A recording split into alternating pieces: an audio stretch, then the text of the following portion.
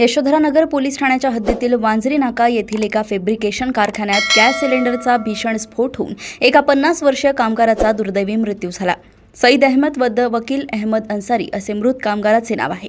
6 August रोजी सकाळी 10:30 ते 11 वाजताच्या सुमारास रहमतनगर येथील अन्सारी फॅब्रिकेशन कारखान्यात वेल्डिंगचे काम सुरू असताना हा अपघात घडला। गॅस वेल्डिंगची टार्प खराब असून त्यातून गॅस लिकेज होत असल्याचे माहीत असतानाही कारखाना मालक अब्दुल कयूम अन्सारी यांनी सुरक्षेकडे दुर्लक्ष केले। यामुळे झालेल्या स्फोटात सईद अहमद गंभीर जखमी झाले आणि मेडिकल हॉस्पिटलमध्ये नेत असताना डॉक्टरांनी त्यांना मृत घोषित केले।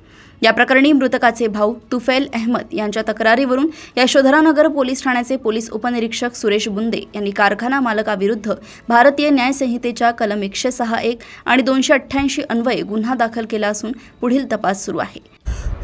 काल दिनांक 6/8/2026 रोजी सकाळी 10:30 ते 11च्या दरम्यान पोलीस ठाणे यशोधरानगर हद्दीतील जो प्लॉट नंबर 26 वांजरी नाका नंबर 2 रोडवरील रहमतनगर येथील अन्सारी फॅब्रिकेशनचा कारखाना आहे।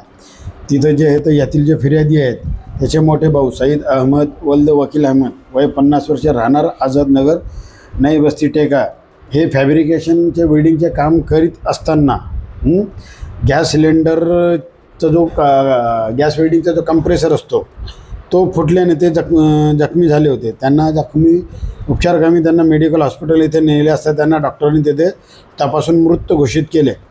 तर यावरून त्यांचे जे भाऊ त्यांच्या फिर्यादीवरून आम्ही कारखाना मालक अब्दुल कयूम अन्सारी राहणार 55 फारुखनगर टेकानाका याचा जो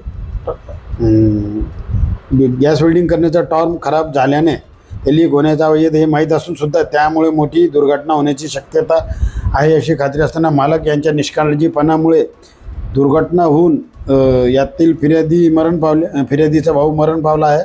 त्यामुळे आम्ही जे आहेत कारखाना मालक याच्यावर BNSS कलम 106(1) 288 भारतीय न्याय संहिता अन्वय गुन्हा दाखल केला असून त्याचा तपास आम्ही स्वतः करीत आहोत। आरोपीला ताब्यात घेऊन पुढील तपास करण्यात येणार आहे।